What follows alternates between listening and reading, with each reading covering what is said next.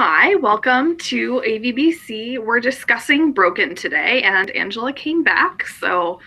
I think there are a couple questions that readers had for you, which we'll get to anon. But I know you want to read your disclaimer first. Yep. All right. I have two disclaimers here. The topics covered in Broken and this interview are difficult for some people. I portray a number of sensitive subject matters, including animal abuse, torture, graphic rape scenes, violence, strong language, and drug references. I do not sugarcoat any of this. Rape, torture, and abuse are true horrors that people live through. No dramatization was needed for this part, and I do not believe in softening the truth. Broken is brutal, ugly, and honest. It was not written for shock factor. It was written only for me. If you are a victim of sexual abuse, I strongly encourage you to speak to a therapist before reading this book or listening to this interview. Not doing so could prematurely awaken memories you may not be ready for, and the results could be disastrous. And legal disclaimer, Broken is a work of creative nonfiction. All events, opinions, and views of that are of Angela B. Chrysler and are portrayed through subjective perspective based on the memory of Miss Chrysler. While all the events are true, names, places, characteristics, and relationships have been altered and or changed to protect the identity and privacy of the people involved. Some characters have been combined into one, others have been divided into two, while some have been dramatized to better suit the story. The events themselves remain unaltered to the best of the author's memory. The dialogue was composed to create the essence of conversations in an effort to recreate the scene and the mood best to the author's memory, and is not to be taken as verbatim quotes. Okay. So I finished the book last night, late last night. I don't know what time because I wasn't paying attention to time because I never do. But I did finish it all the way. I did too. I read it for the February story time. Yeah. Sure, if I was going to be able to, and I made that clear in my introduction when I started reading it. I'm like, I don't know if I can do this. I'm going to try, and I did. There were definitely some parts where and this was very insightful because this was my first read through and probably my last after its publication, that I was able to sit back and you know how you're a writer, you're told to set the book aside and come back to it later. I didn't do that with Broken because of what it was. Right. And I wanted to keep that reality. I did not want to alter that reality at all. That this was written while I was going through the trauma. I wanted to keep that preserved and during that awareness period. So I did not go back, retouch it up, nothing. I just sent it off to the publishers. And I didn't touch it again after it was published. So this was the first time I've sat down with a book and read it through as a reader.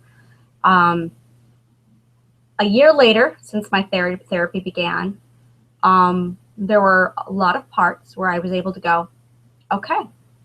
And then there were other parts where I was just sad, which was really different for me. I'm not just sad.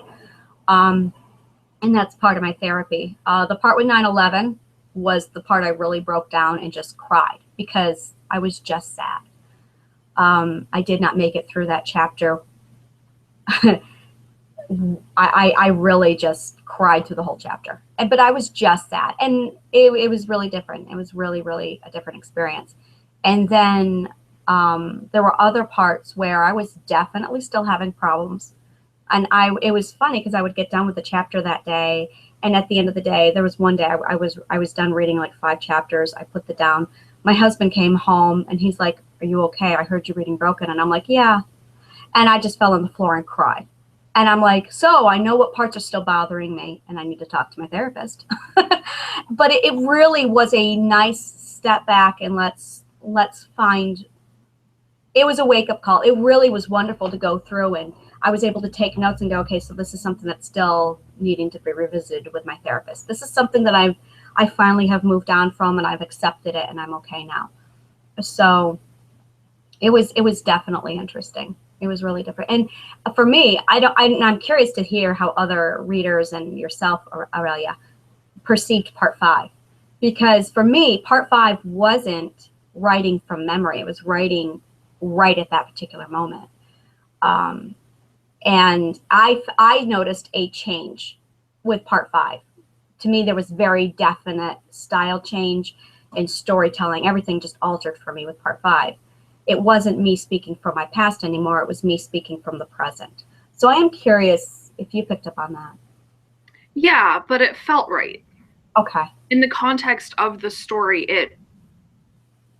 I think if you had written that ending any differently, like the whole part 5 ending, I mean, not. Yeah. I have an alternate ending after, and that's funny. When I wrote it, I had a really hard time writing the epilogue. There was definitely an epilogue required for this book. And I got to the point where William had his say, and I was just like, okay. And he departed, and I was like, all right. But I needed to wrap it up. I needed to, the ultimate question asked was, who am I? And what did I really want? That was like the whole purpose of Broken. Did I really want to throw away my family and move to Ireland? Did I really want to encompass the life of a hermit? And that answer at the end of the book, prior to the prologue, still hadn't been answered, or the epilogue still hadn't been answered. So that was me stepping back going, okay, really, where am I? And this got really complicated because the epilogue that you see is actually a 2-week time period. It took me, I finished the book March 24th, but I wouldn't go and see a doctor. I would not reach that I need to see a doctor until April 2nd. So for March 24th to April 2nd, there was this chunk of time that I squeezed into an epilogue. And I rewrote that epilogue like 3 or 4 times, and I just was not happy with it. I published it, still kind of, And last night when I finished the book, I finally know how this is supposed to end. And I was able to everything's pretty much the same, but the order of events was altered. So basically the changes that I made is finally I could see this, where she does not leave Ireland until Raven says to her, you need to wake up from the lies. And then she wakes up and I'm in the dolly painting. I'm in reality again, your reality, and I need to go. I need to see a doctor. So the fact that it was William, and then she's back in New York, and then she's back in Ireland, and then she's back in New York, I hated that. And I was finally able to figure out how it was going to flow. So I did write an alternate ending last night. And probably on the 1st-year anniversary or the 5-year anniversary, when I republish the 2nd edition, I will be putting in that alternate ending in. And that truly is the way I see the end of the book, is her never leaving Ireland, because I didn't. I had 2 additional weeks in Ireland where it took me that long, but I was definitely going through a process for those 2 weeks. It was different, really different. So what did you think of the ending with William? It made sense to me. Mm-hmm. I don't know.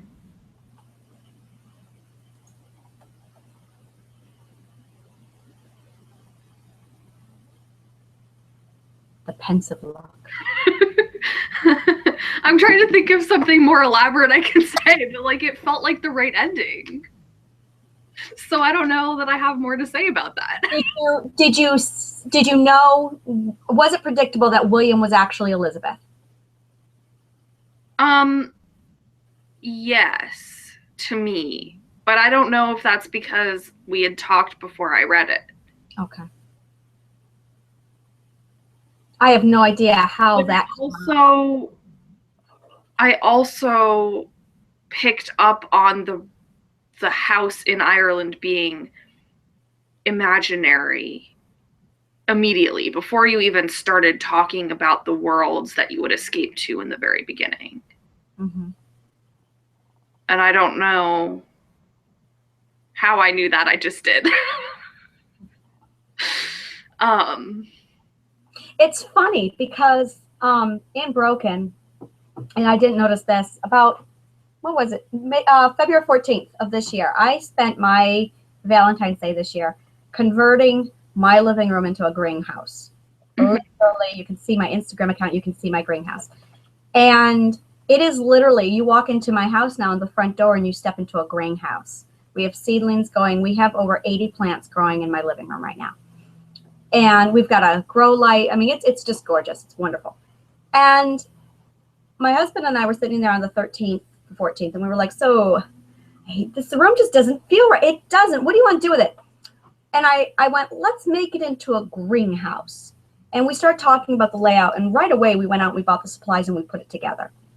Because we were gardeners and we were wanting to definitely fill up the house with seedlings. We just weren't sure where we were going to put it. Halfway through setting up this greenhouse, I realized that I had done the same thing in Broken without even realizing it. And when I was going back reading Broken, and I got to this moment where I read about the green room, I went, oh, son of a bitch, it's right there. Why didn't I do this earlier?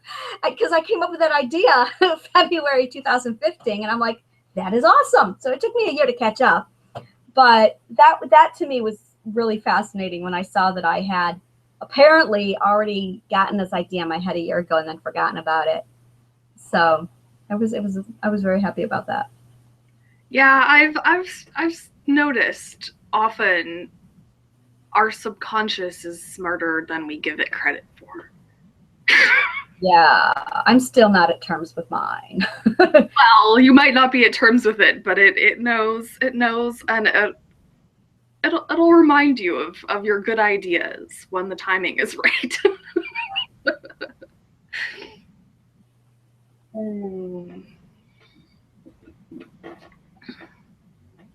Did you have any favorite parts? Favorite parts? Actually, yes. This is a thing with a capital T that I have. I have this thing about what it feels like physically to be brokenhearted. Oh. And so far, the only people that I've come across who have described that physical feeling correctly are you and Stephanie Meyer. Wow. Oh, right. And it's funny that you should say that. And it's like a weird thing to be a part that I liked, but no, this is my shame. So I went through a stage. That stage actually ended because of Stephanie Meyer. But I went through a stage where I said, I'm a writer. I need to read the bestsellers. Mm-hmm. So I suffered through Twilight. Yeah, most of that series is terrible, but she got what it feels like to be brokenhearted. I was not okay with book 2. I wasn't okay with any of it. Book 4 was great. Personally, I think she should have wiped out books 1, 2, and 3 and gotten right into book 4, the second half. But then she flubbed the ending. I felt like I was watching The Hobbit, and then all 5 of the great armies came together, and everyone said, yeah, this is nice, let's go home. So, she made me angry. So I watched the movies only to give her a chance to redeem herself, and they did. So, and I'm a purist. You can't just watch the 4th movie. You have to watch all of them. So I watched the first one. It took me 3 days to watch the second movie, or the 4th movie. It took me, no, not even. It took me 3 days to watch the first 15 minutes of the 4th movie because it was just like, just kill me. So I finally got through the wedding scene. And then things got interesting, and I was actually able to watch and enjoy the movie. But the second movie, when he left, and she sat there and stared out the window for 3 months, just blasé, and the camera circled Bella and said, 1 month, 2 months. Yes. I just, that made sense to me. I just cried. And Isaac, my husband, was on the other side of that. And I really need to tell his story because there's a whole lot of him that I didn't talk about at all. He was asking me, he's like, did you talk about my abuse? And I'm like, no. He's like, you didn't talk? No. So what's horrible about Broken is what I went through. And my husband and I have this conversation. I don't like comparing, well, my abuse was worse than yours. But what he went through was just as bad as what I went through. Completely different kind of horror, but at the same level of absolute horror. While I was going through my nightmare, he had 20 to 30 years of his nightmare. And completely different, horrendous abuse on his side. And when your email yesterday was about honor-based violence. Yeah. Yes, him. So it would be astronomical if I were to sit down and write about his abuse alongside mine. It was just like, so he had a whole nother side to that experience. And he was told a different lie by Jade. And well, I was told, and it took, I'm not okay with this. This is something I still need to talk about. I was told that he was in a relationship with Jade and that he didn't want to be with me. He was told by her that I was married to a Puerto Rican and that I didn't have the heart to tell him. So I passed the message on to her to give to him. And that was the nightmare that he was living. So for 10 years, he thought I was married to somebody else and to a Puerto Rican. So that when he and I came together, he was actually surprised that my husband wasn't Puerto Rican. He was like, well, she told me that. It was messed up, just messed up. This one person was just, she's dead now. And I'm not cruel, but with that, she is dead now. And she was a vile, horrible person to do that. It was just, I'm not okay with that. But that 10-year separation, yeah, that is, and it's funny, we just watched August Rush. We watched August Rush, and there's this one moment. Have you seen the movie yet? No. Okay. It is a 10-year separation. These two lovers come together for one night and they are ripped apart, and it's 10 years. There is one line that will be your third one where it's depicted properly. There's one moment where he is just tormented, and it's just so beautifully done. And his friends are like, we need to do this. And he is just so emotionally ripped apart that he's just like, no, I'm done. And he gives up music. And he walks away from it. And there's this one moment where he says, I'm suffocating here. And he screams it. And it's just like, yeah, that's exactly what it is. It is an absolute slow suffocation. It's hell. It is an absolute hell. And yeah, it was just, it was just very emotional. The scene where Elizabeth goes in and pulls the file off, and I should have gotten it prepped, but I have those papers, the papers where I copied them and where Elizabeth hands them to, what's his name? To William. And William opens up these papers and he sees the conversation that took place. That is not fictitious. That was actually verbatim. I pulled out the files that I printed off back in 2008, 2009, and copied them direct from our conversation. That was our conversation that we had when we came back together again. And that was really, I wasn't certain if I should be in the role with that or if I should do it with William and Elizabeth doing an exchange. And I realized looking back at those papers, I'm like, okay, there's a lot here that I really want to keep private. But at the same time, there's a lot of it that's very like, you got to see this. It's just an amazing story. And her handing him the papers and looking through those papers, there is a moment, there's asterisks in the book. You may have seen that, where you can take those annotations and follow it to my website. Mm-hmm. And look up each and every one of those terms, which I encourage you to do. And it will embellish either on later on I had a change of view on this. Or, by the way, that book where I punched my ex-husband and broke my thumb, it dislocated it, that was Dollar and Shadow. That was Dollar and Shadow. And it's funny because it's raining and my thumb is really killing me today. There was the pages that I pulled down. You actually see, I took a photograph of them so you can see the pages that he and I exchanged years ago. So that was emotional to write. That was very emotional to write. Yeah. But it was good. It was good for me to read it because so few people really get it, because so few people love deeply enough to have experienced that depth of heartbreak. Yeah. Yeah.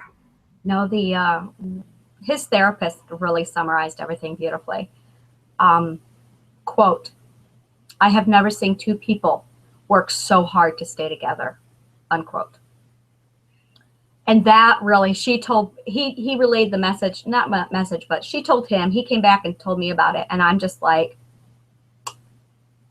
yeah, it was really, that really summarizes what he and I are, is just very much that.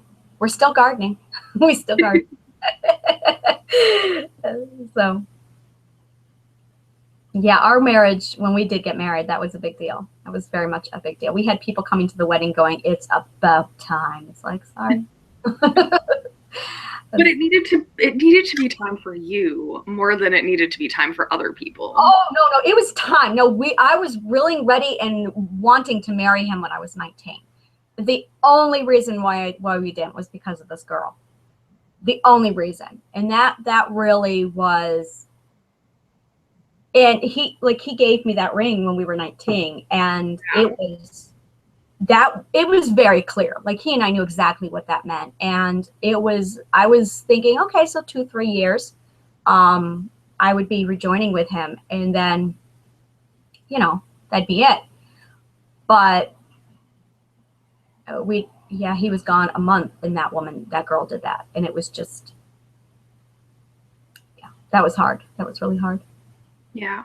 And it's funny, people cling to our story in Broken. When I talk to people about it, that's the part that they really, one lady said, I asked her, what's your favorite part in Broken? And her comment back was, "Hosea has sent you a request on Facebook." And I'm like, okay. And that just, to me, amuses me, because at the time that I wrote that, I was not, like, I was mentally gone. Keep in mind, I was in part 5. I was saying, okay, the marriage is over. I'm going to Ireland. It's done. So for people to come back when the first reviews started coming in, and people are like, "I love the romance going on between Hosea and Elizabeth," and I'm just going, what's that got to do with Broken? I was it was just confusing for me. It really was. Like, even now I'm sitting here and I'm like, why are we talking about the romance? It's very amusing to me to see that people really cling to that part of the book. So to me, it's the existentialism, the part that I really relate to the most. The part that I really pull toward is the who are we, why are we here, and what are we doing here? The philosophy of the book. So that's really, more than anything, what really rings close to me. To me, it's purely philosophical. It's to question perspective. Well, and I think the romance is part of that. I think, because I think love is a critical component of the discussion of why are we here.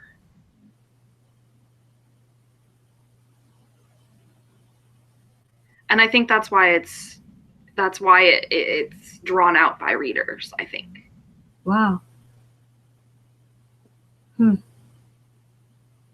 that's very interesting. It is the only positive, I think, in the book. That really is. Yeah. I am curious what you thought of Tribble. Tribble was awesome. Tribble reminded me of all my cats. Especially when they were kittens and they would, like, curl up under the covers with me and go to sleep. Yeah, it's funny. I'm still working with Tribble. And she had spots. There were certain spots in the house that were Tribble spots. Like, she slept next to my head every night. So I would lay there and I would have a hand on her and she would just purr.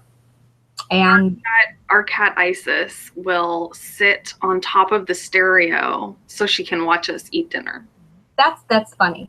And Tribble's spot for eating dinner was right next to me on the bench. I could not sit on my bench at the table for 2 months without just losing it. And every now and then I slip and say Tribble, or it's still hard. It's still very hard. And one of the things that we were going through with my therapy is that Tribble, this is something. This is like opening up a whole Tribble was my mother. Tribble very much filled the mother role that I needed. So when Tribble died, it wasn't my cat dying. It was my mother dying. But it was a lot more than that.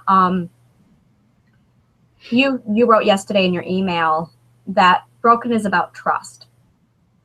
And that really was interesting to me because I stepped back and I just went, trust? No. For me, Broken really focused on two other components that were severely lacking through the whole book. And I want to talk about where you pulled from that trust. I am very curious about that because that's when you said trust. Because if there had been healthy forms of trust between you and your family, you wouldn't have been drawn into any of the rest of it. Yeah, and I can honestly say, and this is what drives me crazy more than anything. And if anyone walks away from this book, the one thing I really want to say, and I'm going to say this to my dying day, fathers, love your daughters. Yeah. I was very close that day to calling my father and saying, Dad, I need you to come home. And if our relationship had been decent, if our relationship had been a fraction better, I would have. The only reason why I didn't is because I had words playing over my head saying, your father hates you. So I'm going, he wouldn't care. And that was the biggest, no, he did care. He did try. And I just did not know it because the relationship was just that poor. And that, it was so close. I was wanting my girlfriend to have called my father. I was wanting to do it. I did not. I had every warning sign going off. And the only reason why I didn't was because the relationship was poor. Yeah. And that, it was just so frustrating. Well, and I saw the trust again with Richard and how Richard didn't trust anything that Elizabeth said, even though Elizabeth never lied. Yeah. Yeah. So there's trust issues in every relationship. Yeah. Except between Elizabeth and Hosea, and that trust was there, except that Jade broke it. Yeah. But she didn't break it. She just inserted herself into the line of communication. Well, that really was cut. That messed with our heads because you have this feeling of, well, you betrayed me. You did this to me. You hurt me. No, you didn't. And we had 10 years of that inserted programming. Yeah. You hurt me. You abandoned me. You left me. And then after 10 years, it's, oh, no, you didn't. And you don't just undo. No. Years of repeating that. You just don't do that. So it added to our abandonment issues. And we're like, it was really, that's actually one of the things that we're currently working on is that. It's really hard. It's really hard. Yeah. No, that's really hard. Yeah, and I saw that again when, what part was it? When he left and came back. And yeah, it's close to the end. Was it when Tribble died? The piano, because the piano.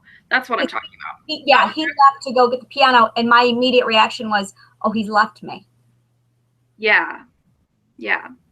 And I still fight that. I still fight it. We'll have a fight. He'll walk out the door to get that 5 minutes that guys need, and I'll go, he's left me. And that's part of the therapy, is learning that he's not going. It's learning to trust that he's coming back. Yeah. That's hard.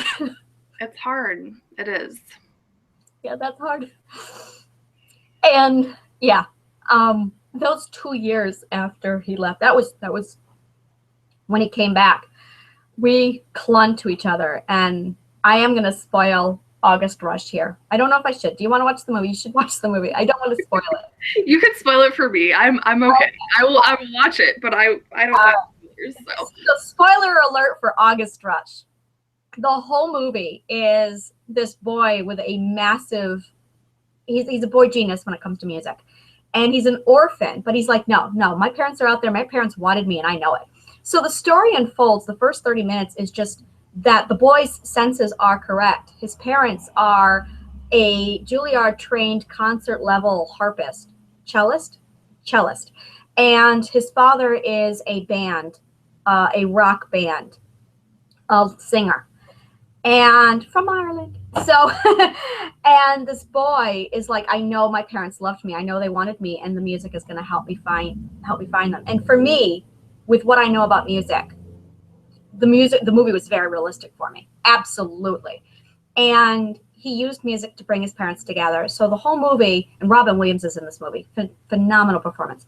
But you see that the whole movie, it definitely just draws the man and the woman back together again. So, and it's 10 years. So at the end of the 10 years, they finally find each other. They find out in the middle of this search, she finds out that her son is alive, didn't die. She's on her way to find him. He finds out that his love is there. So the three of them come together, and the boy has no clue that his parents are there, but he knows if he does this particular thing with the music, they will come. And at the very end, the two of them come together, and he sees her across the audience, and he walks over and he takes her hand.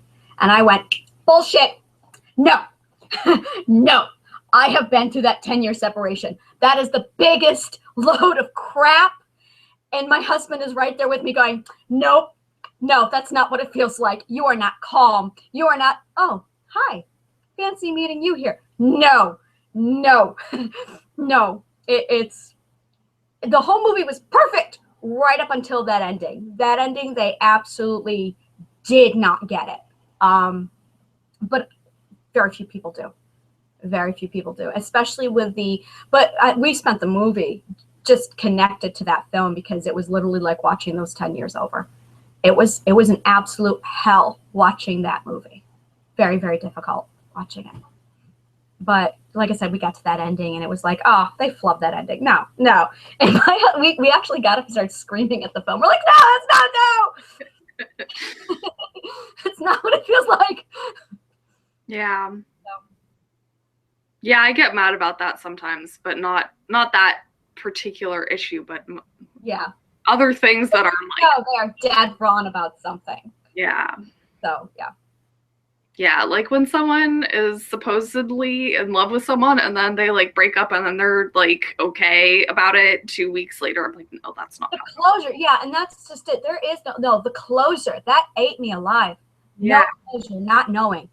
That was just, that really is what drove me insane. And honestly, I can say, looking back, that lack of closure, and I just had an epiphany. I just went, oh, that lack of closure, that level of fear that if you aren't completely open and honest, bold, blunt, brave, that you will lose again. And I associate hesitation. I associate not being bold, not being blunt, not being forward with losing Isaac for 10 years.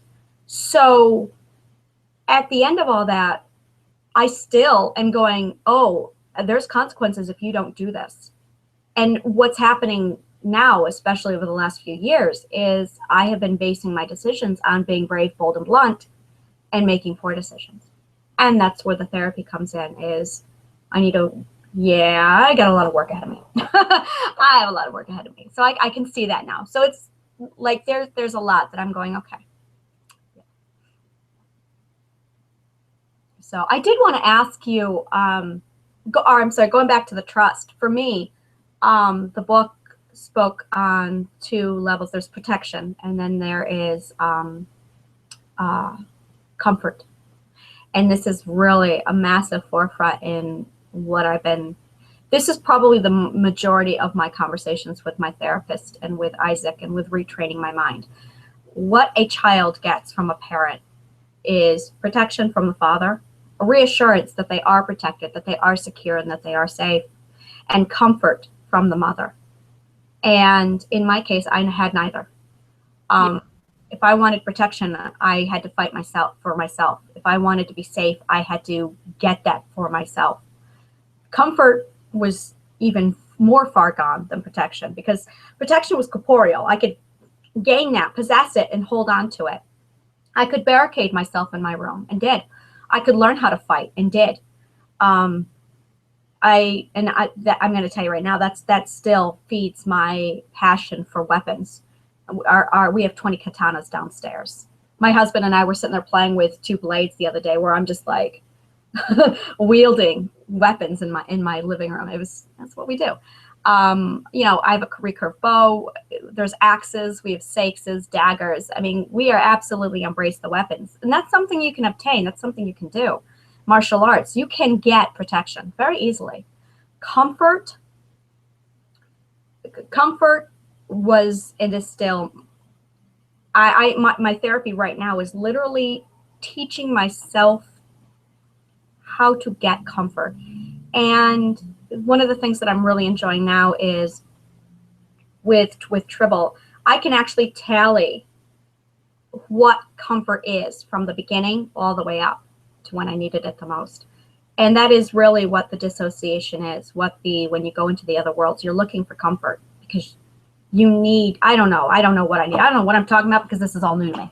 So no, but that all makes sense to me. It's fascinating because literally 4 or 5 days ago, my last Thursday, I stepped back and just went, oh, I understand now.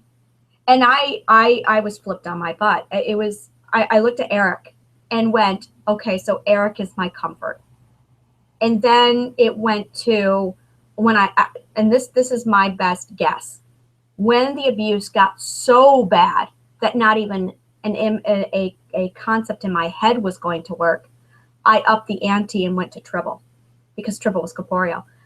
And that's when the abuse got really bad, and I needed something far stronger than an imaginary friend to help me. And I had Tribble, and I was fine to have Tribble, but then when I lost Tribble, I then attached myself to Raven. And that,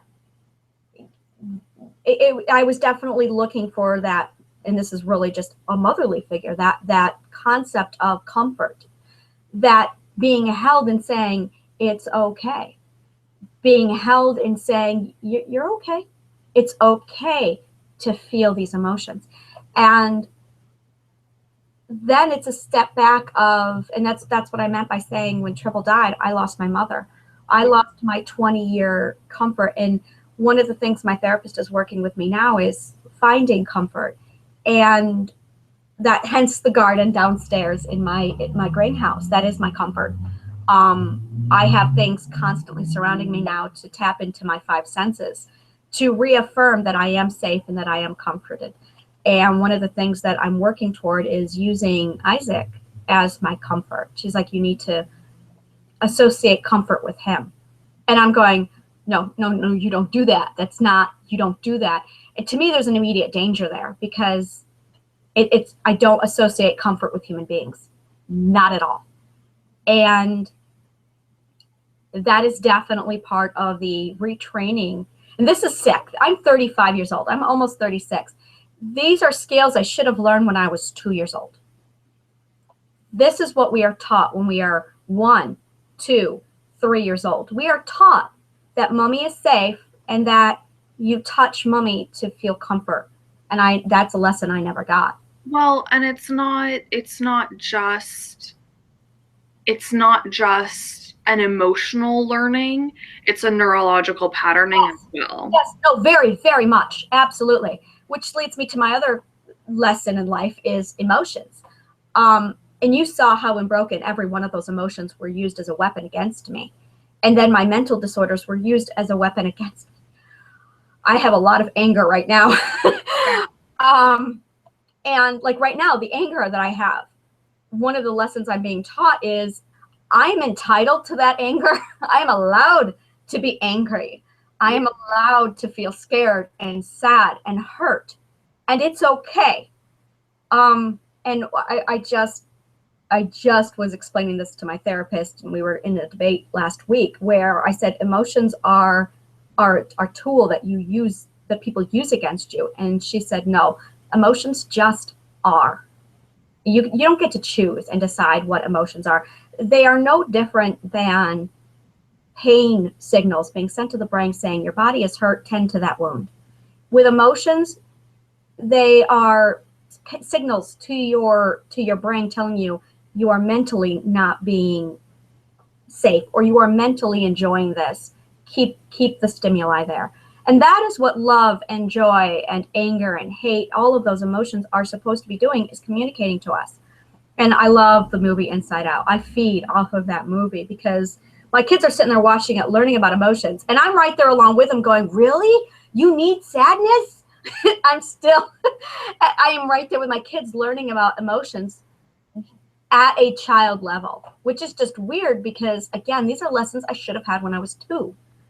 And when I was, that's really hard because I look at my 12-year-old, my 13-year-old, and I'm going, when I was her age, I was beaten, locked in a room to keep myself safe, protecting my cats from abuse, and I had already watched all these animals mutilated. By the time I was my 3rd grader, I have a 3rd grader who's 8 years old. When I was her age, I was watching those animals get mutilated and ripped apart and thrown at me.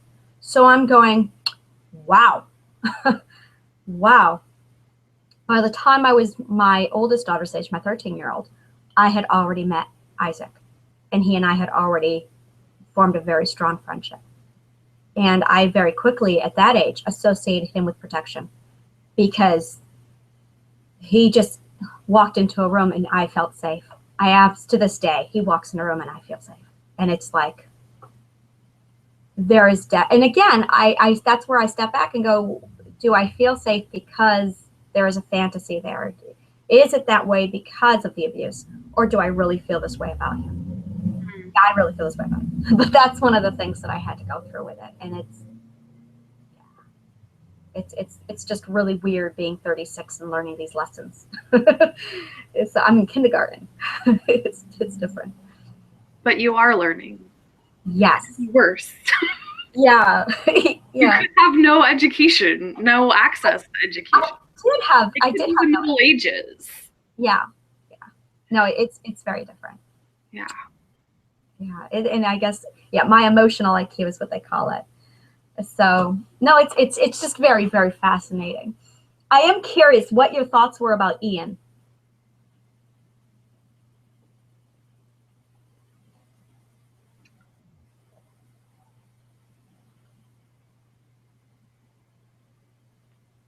What were my thoughts about Ian? I have it all just made sense. And I don't just mean Ian, I mean everything, all of it. To me, it all just made sense. Considering who you are, or I guess who Elizabeth is, and what happens, it all of the imaginary portion of it all just made sense to me. Timothy Bateson interviewed me for Dollar and Shadow all the way back when last summer when Dollar and Shadow was released, and he read Dollar and Shadow and then came back for an interview. And it was and then he interviewed me on Broken, and it's because of Dollar and Shadow that he dove into Broken. And he came back and said, wow, you can definitely see how Broken, the events in Broken, altered my writing for Dollar and Shadow. And I am curious, how did you find that? Did you see any relation back to Dollar and Shadow? Well, I did, but I think what I was seeing was the evolution of Dollar and Shadow as you were talking about it. Mm-hmm. And like, I thought it was really interesting how at first you had given Callan all of the power, and nobody could match her. Yeah, very much. And reading Broken, it was very clear that that was your way of protecting her. Yes. Yeah, very much. Very, very much. Colin is the woman I wish I could be. And in book 2, Fire and Lies, Dagny is the woman I see myself really as. And Dagny, yeah, I'm dying to get into Dagny. But I actually have like 3 women. There's the character who I see myself as, who I wish I could be. the character who I feel like I really am, and then the character who I really see myself as. And Dagny is Berrigan's counterpart. That's definitely. Did you pick up on this? This is my question. Is Ian is Berrigan, very much. So I was curious if a lot of people have been able to come back and say that when they, for those who knew Berrigan, they were able to definitely make the connection that that was the same person. Yeah. Yeah, I think it is clear. I mean, his voice is very his voice.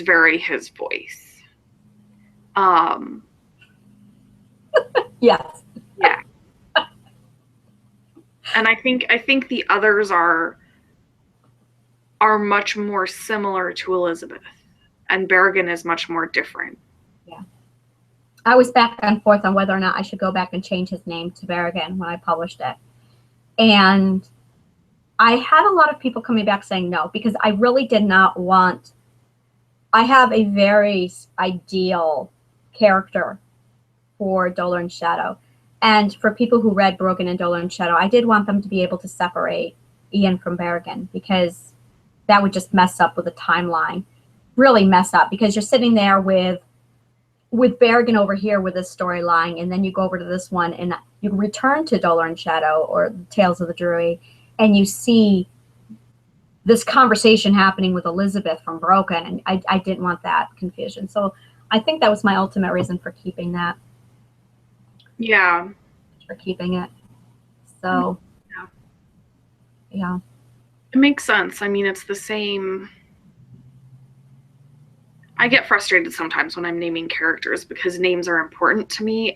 And if a character wants to be a certain name, then I tend to let them. Except sometimes I have two characters that both want to be named the same name. And they're completely different. They're not the same person at all. And then I get stuck because I don't want to confuse people by naming them the same name. Yeah. And having them not be the same person. Mm-hmm. Because I am going to, my worlds will all collide. There's one series that is my baby. So this is something I related to with you, with Elizabeth as well, when she mentions somewhere in the middle when she's an adult and she's resisting therapy. She mentioned that she had tricked the therapist that her parents had sent her to when she was a kid. Yeah. And I did that. Yeah. I did that. I told my therapist the entire plot of my novel with the entire map. Like, my therapist got the history lesson of Call of Reliance. Yeah. No, there was, and that was, this is interesting. This is just fascinating. I have been through so many therapists, not for me, for my son. And this really is what fascinated me the most about Broken is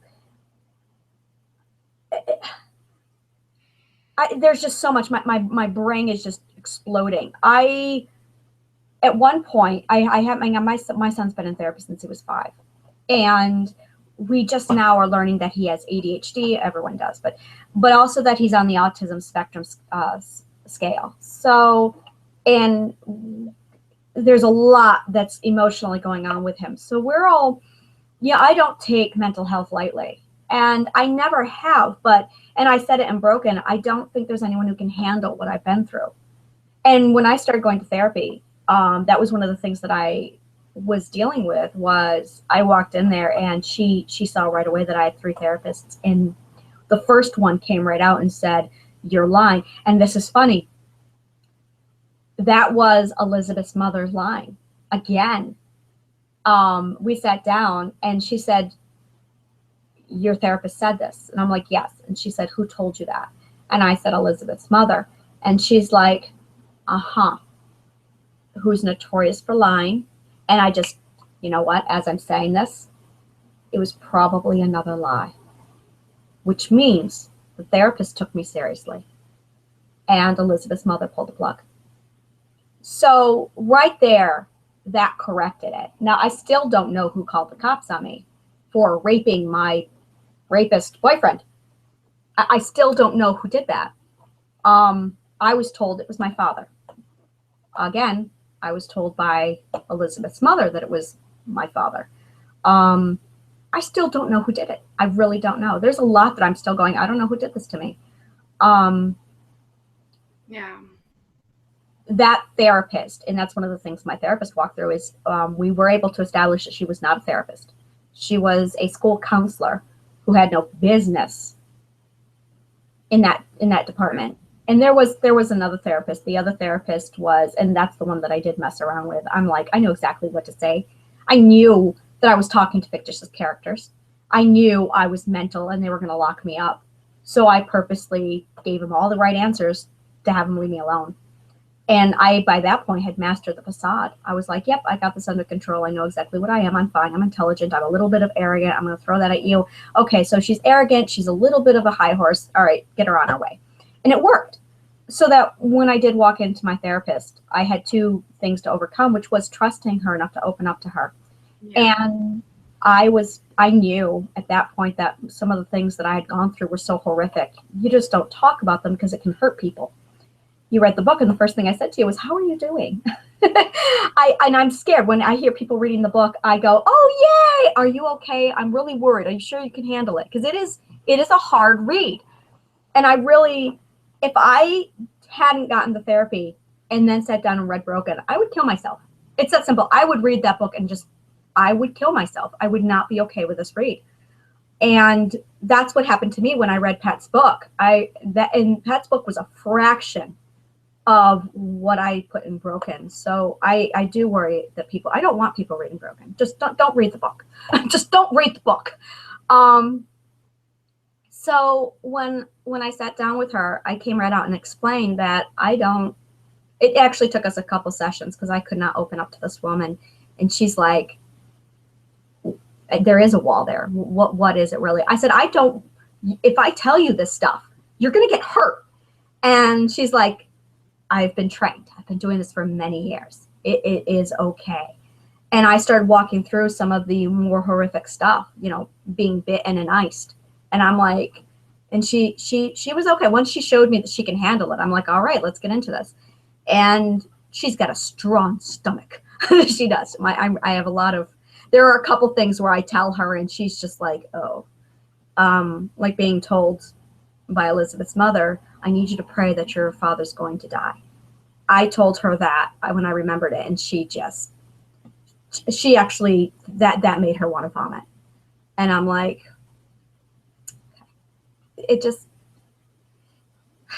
I'm ready for peace. I'm ready for quiet. I'm really ready at that point. You'll get there. You will.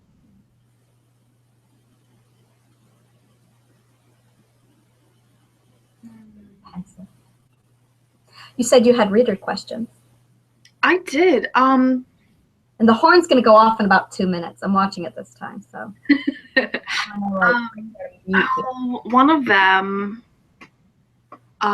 them was why, if it was memoir, you had changed the names. And then let's see.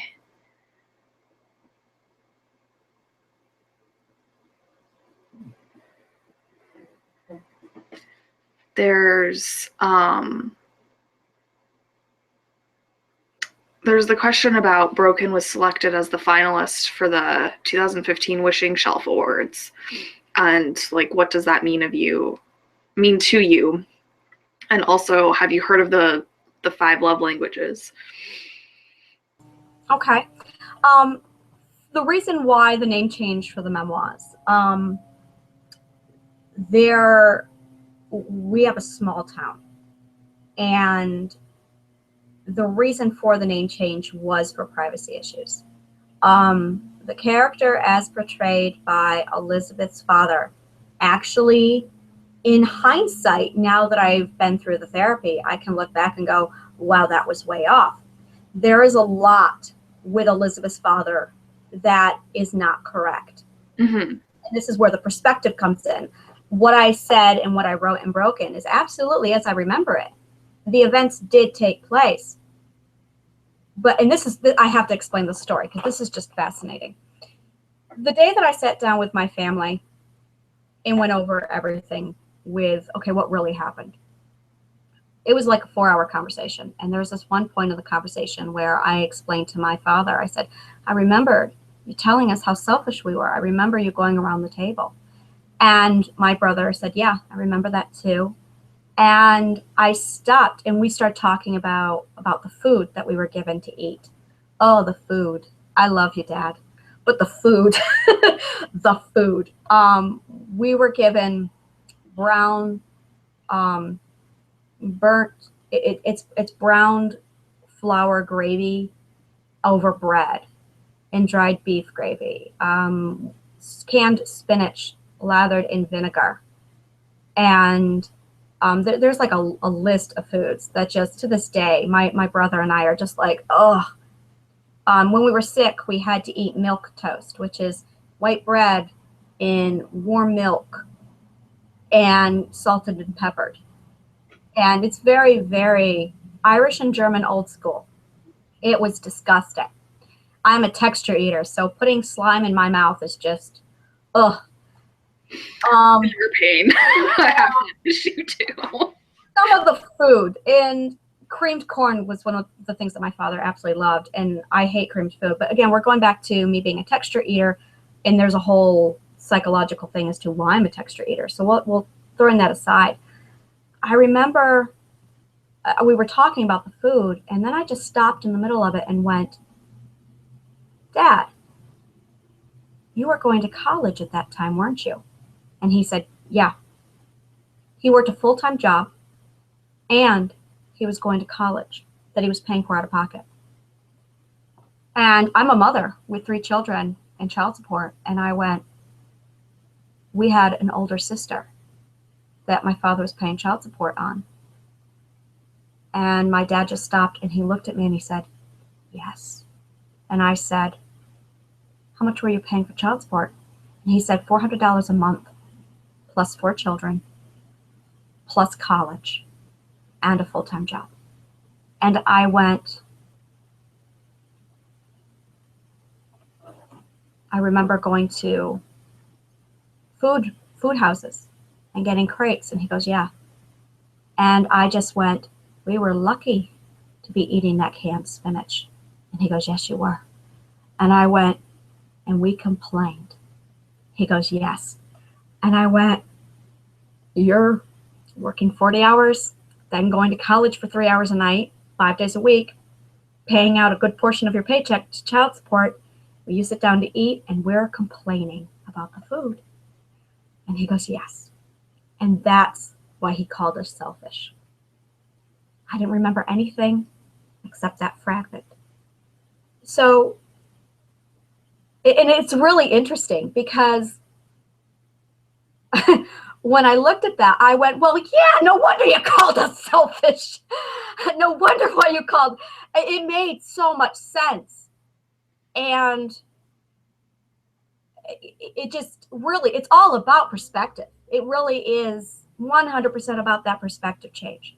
So when I sat back and just took a massive step back from all of this and my perspective chart started changing, yeah, I did change names. One of the pedophile, let's just talk about the pedophile for a minute. The pedophile is an attorney. Yeah. If I give his name,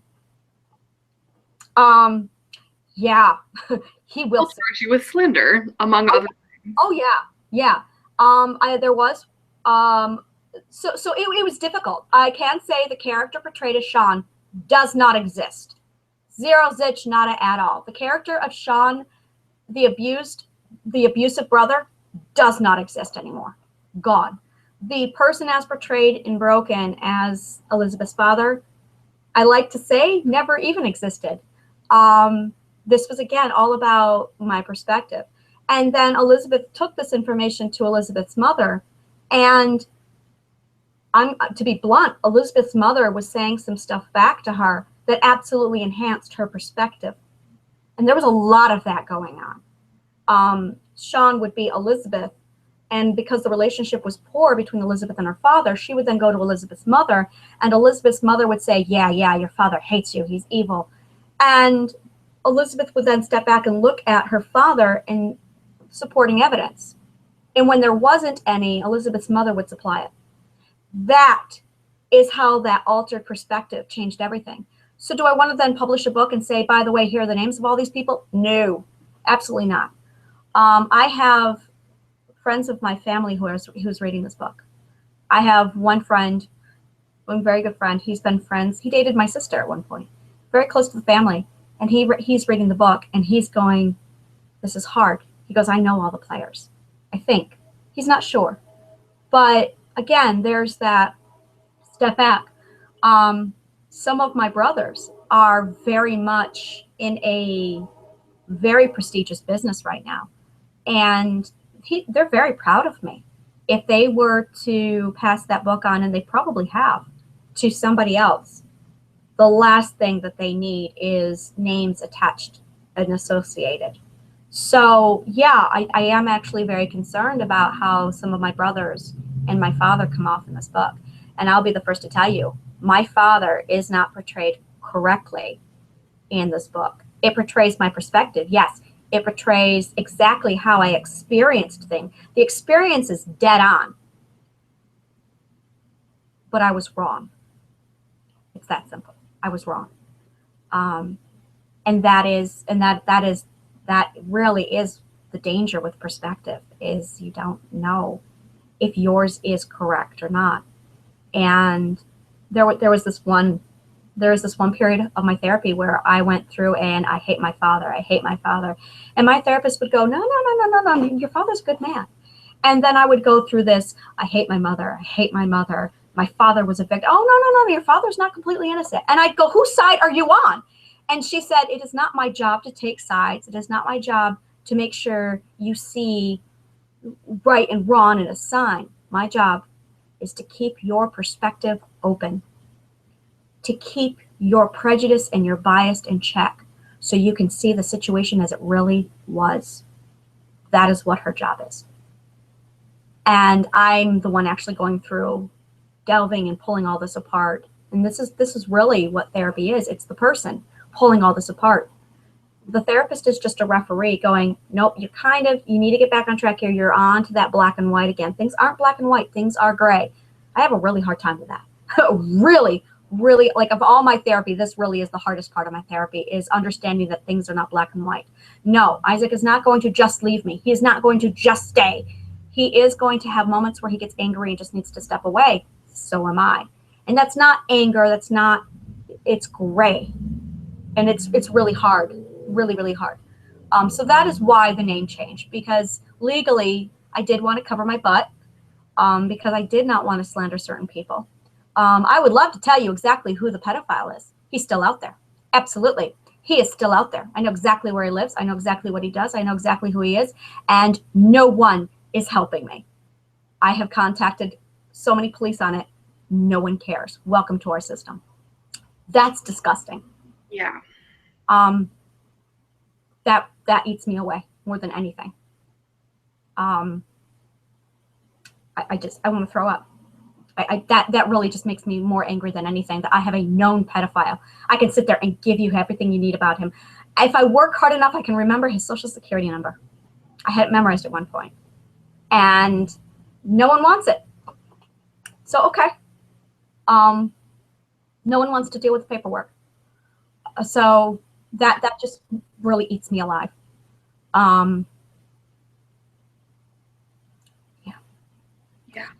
The other questions.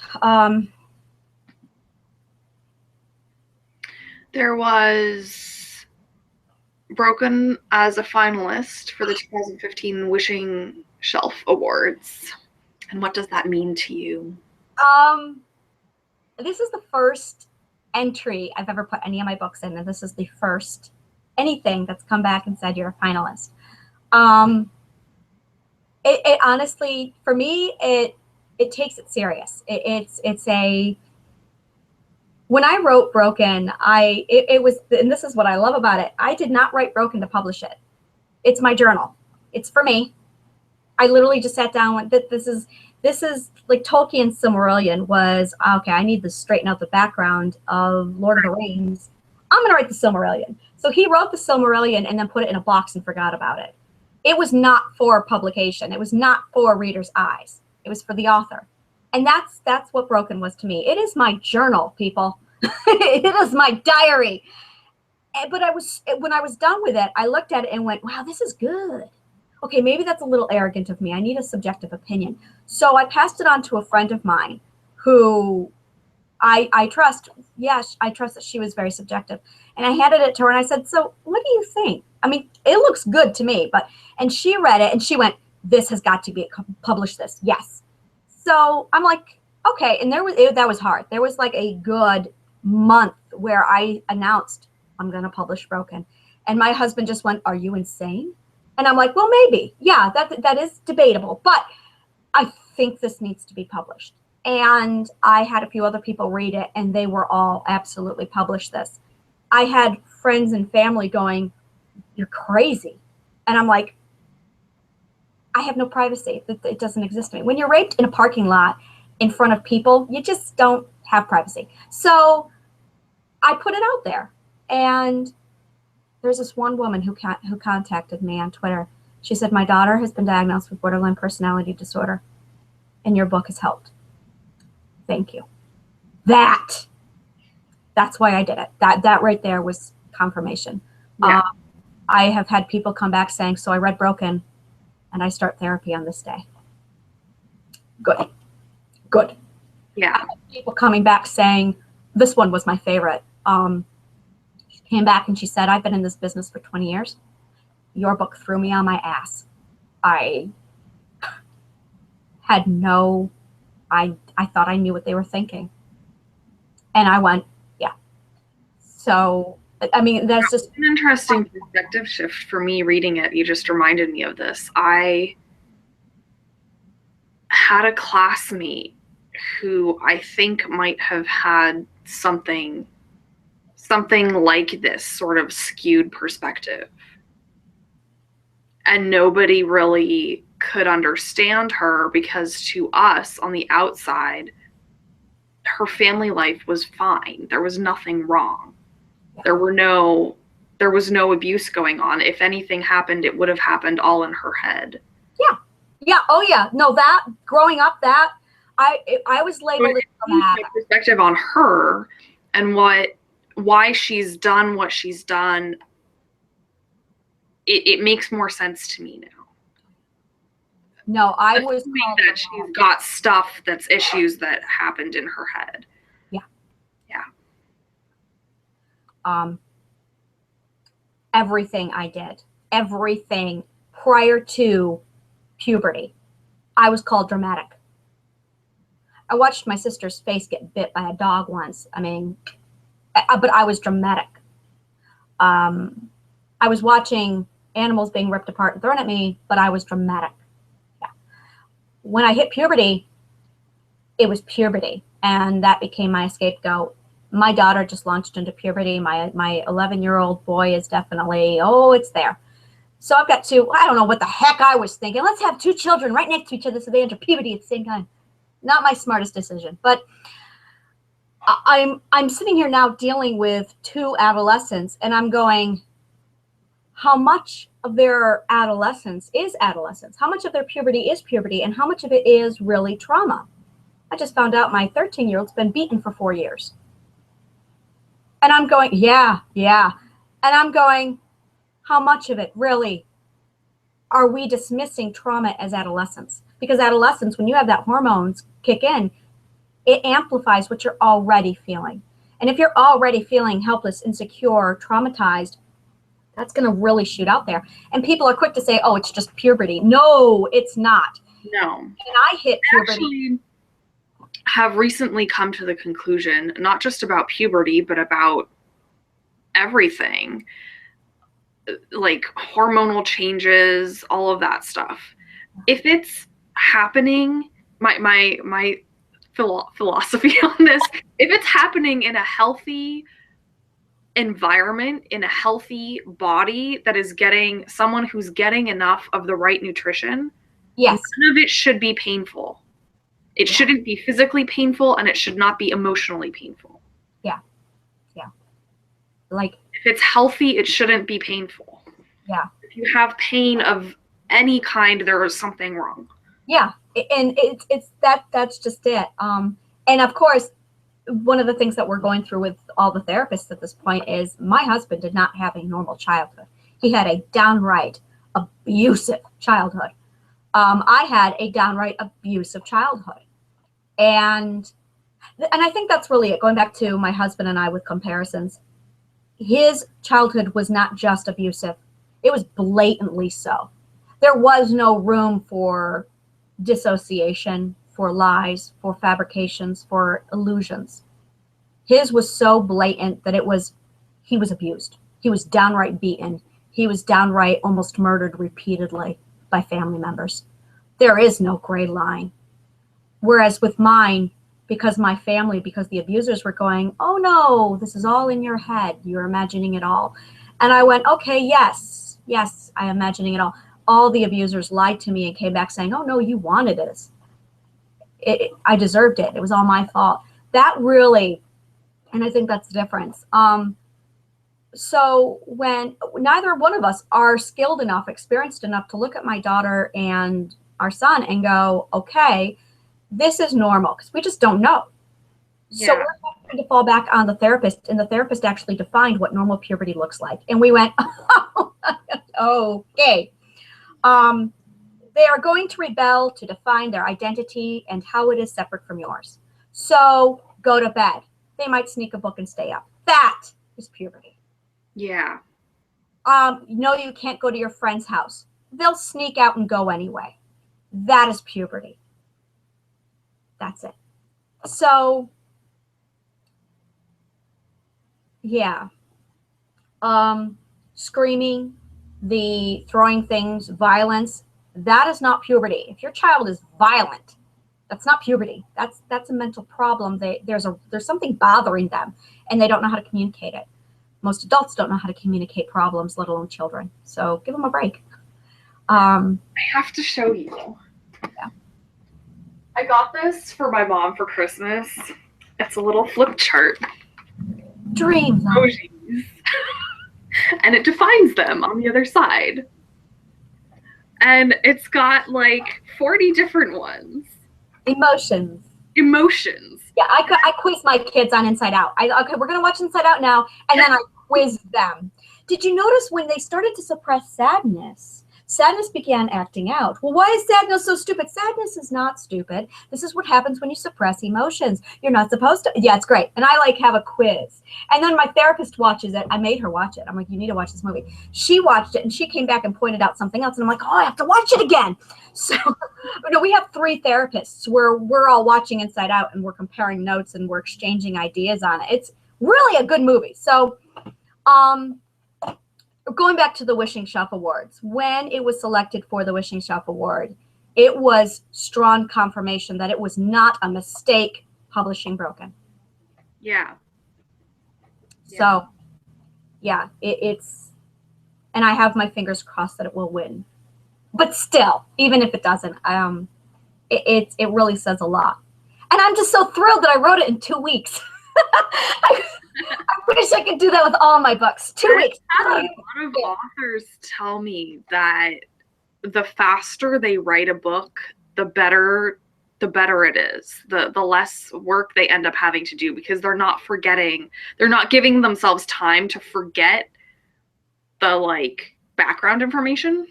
7 years writing Dollar and Shadow. I get that. I get that. Yeah, I do too, because I put things aside for a couple.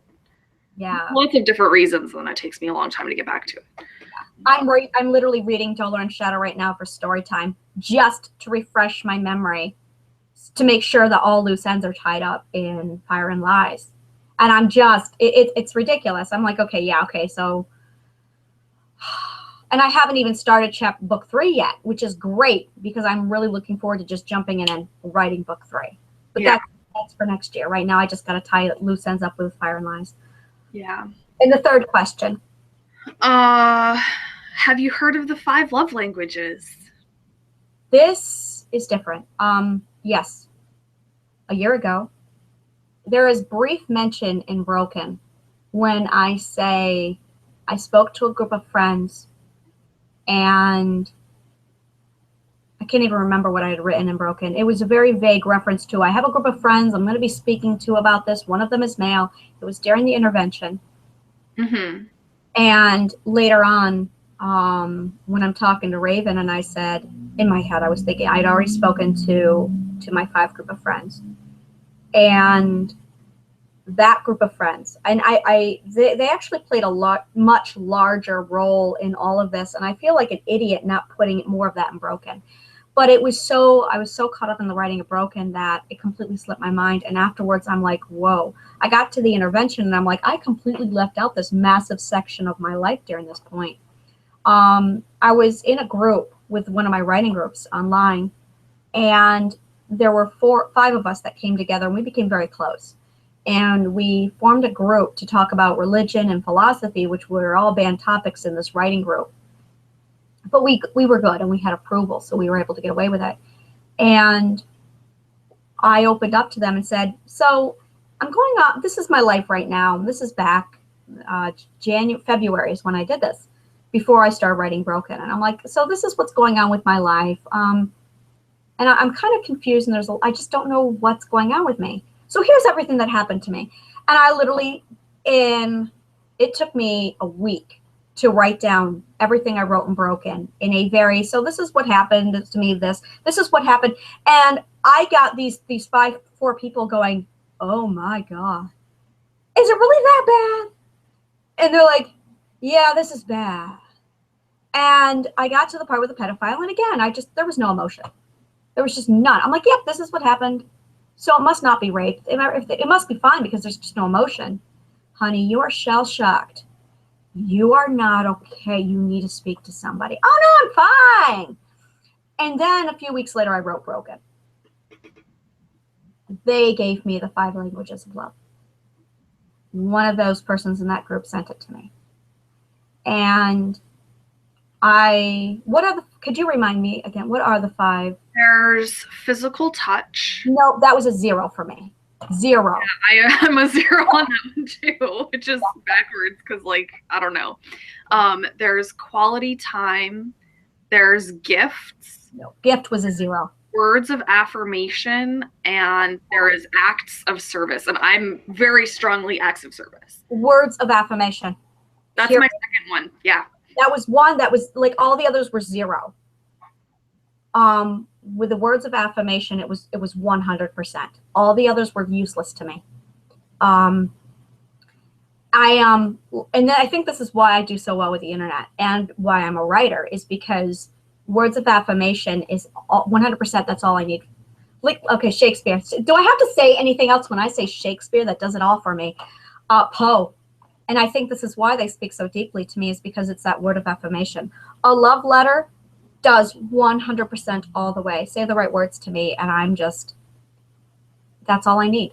That's all oh, yeah, I am a sucker for pretty words. Anything else means nothing, to the point where it will be detrimental to the relationship. Gifts, I associate gifts with debt. And because of the pedophile, I associate debt with, I don't know the word for it. I want to say whore.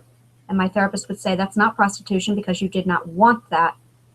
And I would say, but if he gives it to me, if I'm given something, I'm going to have to pay it back, and I have nothing but my body.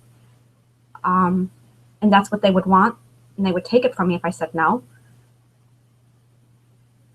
So the option is, don't take it or exchange it for sex. Yeah.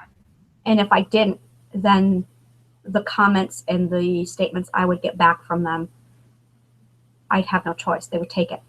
So gifts, no, I don't want gifts.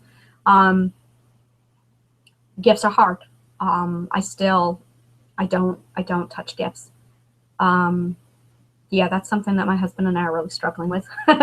And it's funny because his therapist has taught him how to recognize my issues.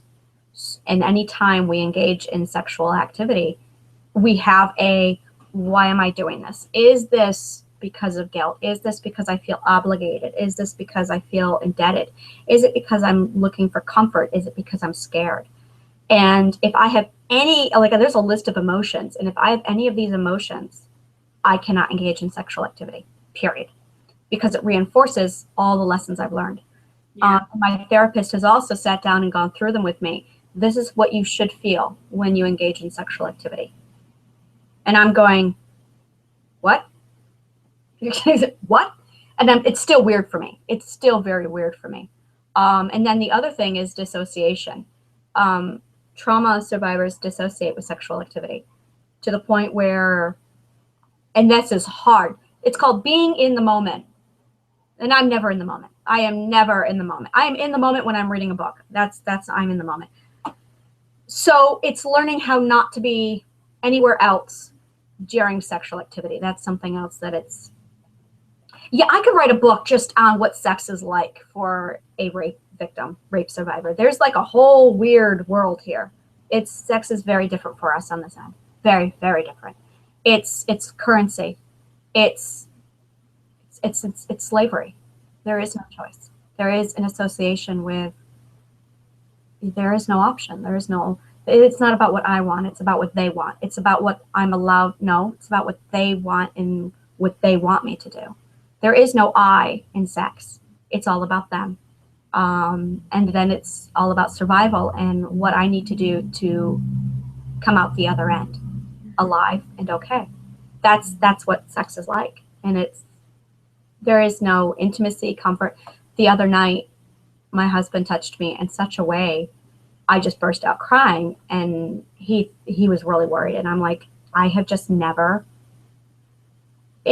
ever been touched gently before. Like I may have been, but to register it, that's how sex is supposed to feel.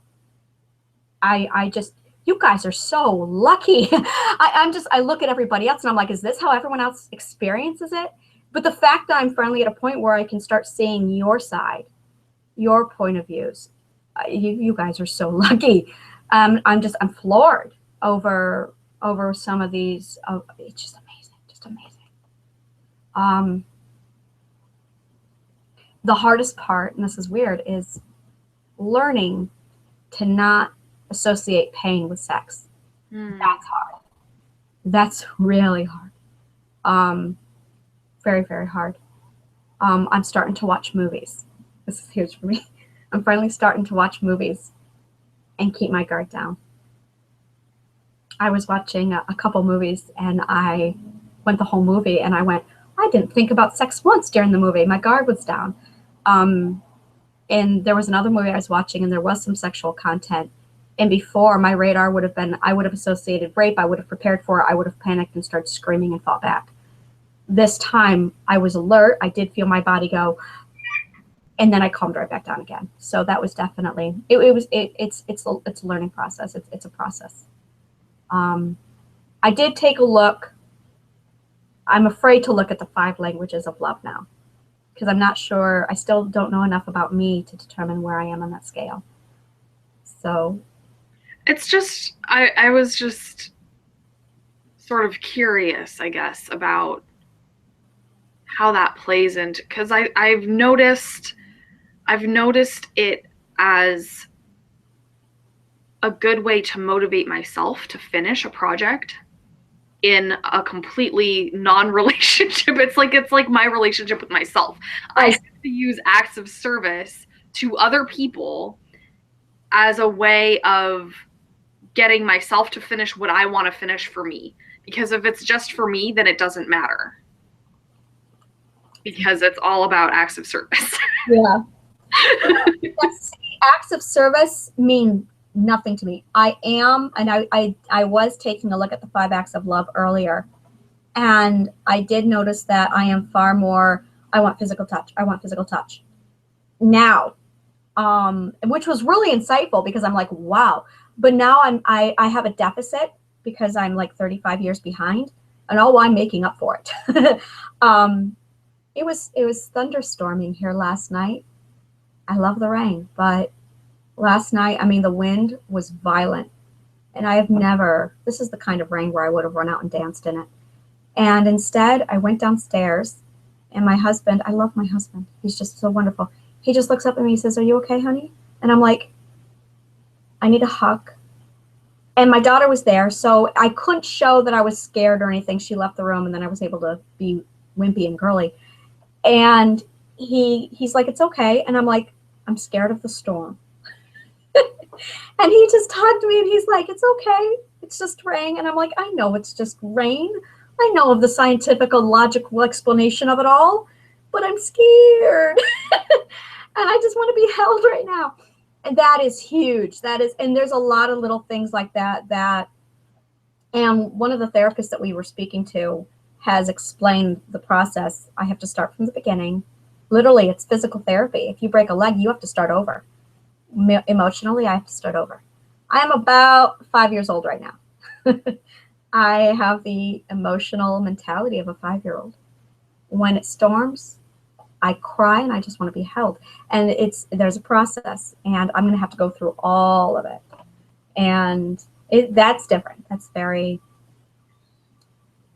I'm literally just relearning it the right way now. I'm 36, and I'm on par with my 8-year-old. My 8-year-old will come, and that's really, really the challenge is with my husband, I can be that 5-year-old. But with my 8-year-old, I've got to be mummy. So she'll come over and she did this yesterday. "Mom, I'm scared of the storm." "It's okay, Lizzie. It's okay. It's just rain." And then I put her to bed. "I'm scared of the storm." You need Julie Andrews in Sound of Music. Yes. Yes. Family singing time. Yes.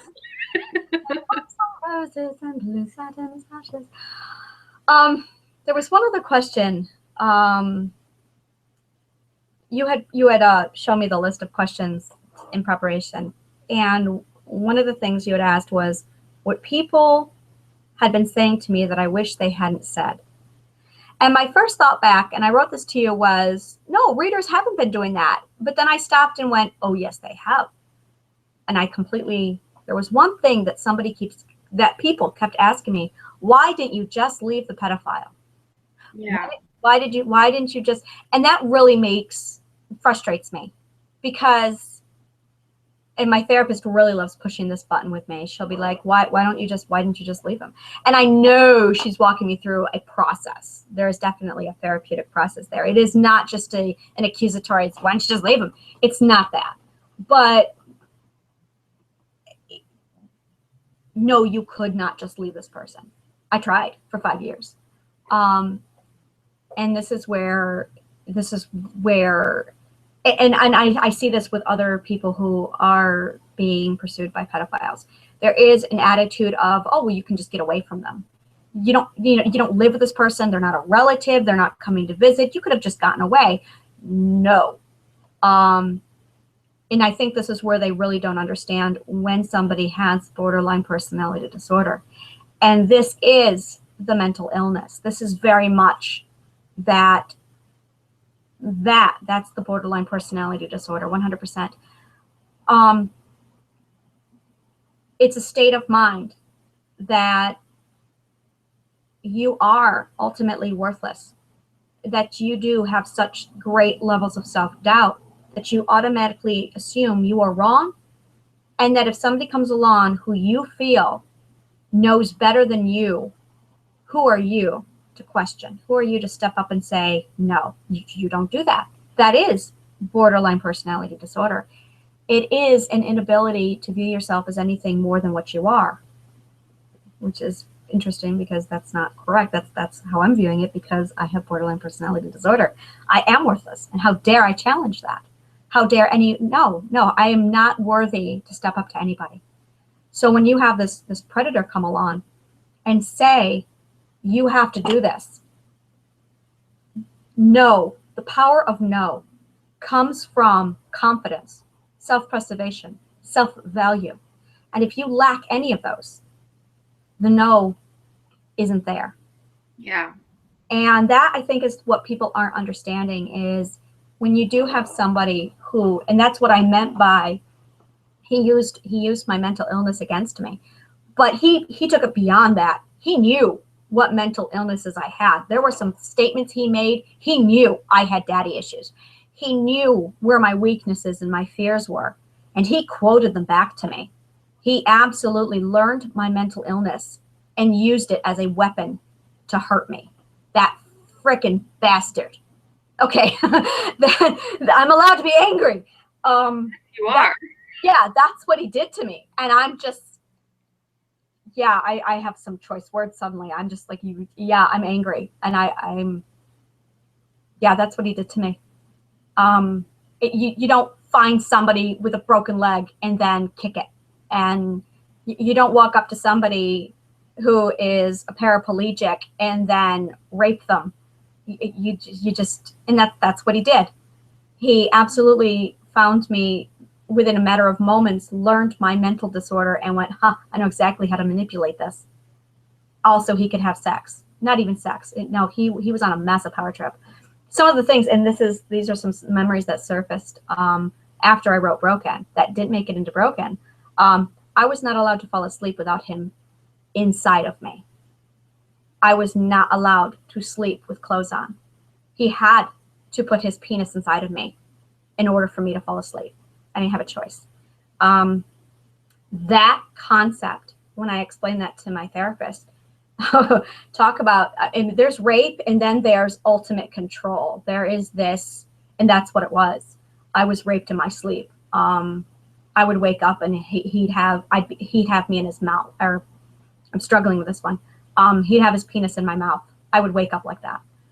And to this day, when I sleep, my jaw is clamped so tight that I have severe pain here when I wake up. I'm actually working with my dentist now to get a bite guard because it is that bad. I was raped in my sleep. And this is all memories that surfaced a few months ago. And I'm going, okay. It didn't make it into Broken. The rapes from him were actually far worse than what was described in Broken. Because there's just so much I'm remembering. I remember the contract, the negotiation, the arguments.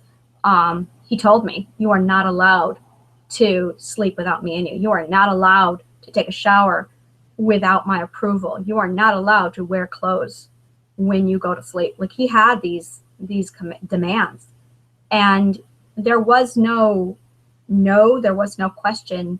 I wasn't worth a no. I didn't have the value. No requires so much ego, confidence, value, love, self-love. No requires self-love. And the abuse that I had suffered prior, the training I got from Elizabeth's parents prior, absolutely ingrained that lesson into me, so that by the time I got to this pedophile, no did not exist. So that I really wish people would stop asking me why I didn't just leave him, as if that were easy. And it's not. I mean, that's why I asked you what your reaction was when people ask that question, because I know that it doesn't matter what situation it is. Anyone I've ever met who has been in a situation of domestic violence struggles with this question, because people who don't understand don't get it. What frustrates me question because they don't get it. Yeah. What frustrates me is I can't just sit down and give them a 5-word sentence to explain. Yeah. It takes well, let me sit down and explain to you what mental illness is. Let me then sit down and explain to you the mindset of the one I've got. Let me then sit down and explain to you the philosophy and the psychology behind confidence, behind ego, which are the very things that a person with a mental disorder, certain mental disorders, lack. Now, you have the makings to say no. I didn't have it. It just didn't exist. So it takes literally do you have 30 minutes to sit down for a lesson? You can't just give people the answer they're looking for. It's not a 5-word here. This is why. No. Yeah, and if you only have 5 seconds, then you have to say it's not that simple. There you go. Thank you for that. I'm confused. I mean, they're not going to get it, but you say it's not that simple. It's never that simple. And I just realized, I just had an epiphany. I sat back and I went, oh, son of a, that's what my therapist was trying to get me to learn. Confidence. I lack self-confidence. And that is probably what I need to step up and say no for the future. I have this one guy right now who's bugging me on the internet. And today he crossed the line. I hate it when they cross the line. I hate it when I am married. Okay. I really, really hate when people cross that line. And he keeps asking me why I'm not single. And I'm like, back off. I'm, you know, how do you respond? And you have to be okay with being rude to them. And that's it. That's it. You have to be okay with being rude to them. Borderline personality disorder does not allow that, because my priority is people love me. Please love me. Please don't reject me. Please accept me. That's borderline personality disorder. So a rudeness will absolutely, it's just a horrible. So this is where I'm learning, and I don't hide what I am. I've made it very clear that I am mentally messed up and that I have a lot of mental work. I've got a husband and I'm pouring everything into repairing all of this. I am not the person to mess around with right now. Don't talk to me. If it's not business, I don't want anything to do with you. That is very much my mentality right now. And yeah, I think that's just, he randomly just left me a message this morning, and I now have to step up and deal with that. And this is where my therapy comes in. And my therapist would say, tell him he's crossed the line and that's inappropriate. And I'm going, no. So it's not easy. No. Everything in my life has trained me to tell me otherwise. So it's, yeah. Thank you so much for talking for so long. It's the sort of conversation that needs to take the time it takes. Yeah. Yeah. So thank you for spending the time to share, for spending the time to write and publish, and for being here. Thank you. Thank you very much. And for those who, I know there's a lot of people who are going to be stopping by for this one. They reached out to me and they're like, definitely watching this one. I'm at work now, but I will be there. So to them, thank you very much.